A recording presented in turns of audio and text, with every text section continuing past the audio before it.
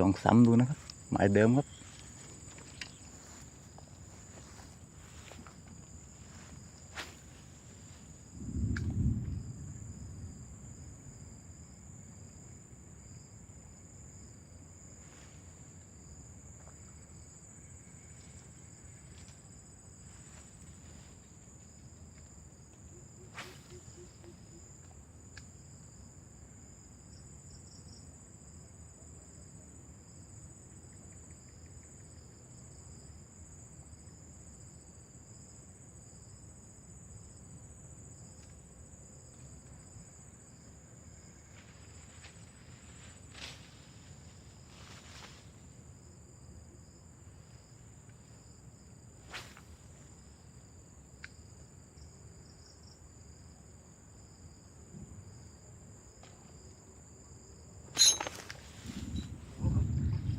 โดนดีแล้วครับ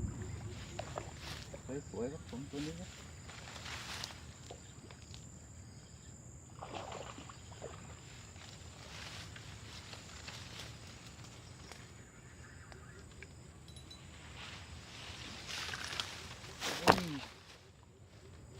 มา6 ขีดเลยแล้วครับตัวนี้ครับ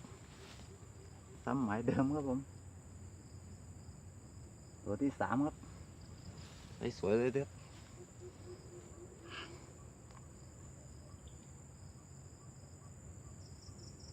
นี่ครับผมครับกัดกบยางเอ็นแน่สีเขียวครับเต็มคำเลยครับผมนี่ครับ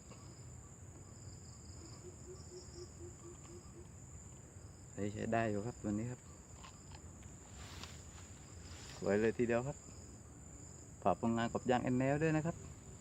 เอ็นแนแน่นอนครับผมสภาพซ้ำหมายเดิมครับนะครับโอเคครับตัวที่3แล้วครับ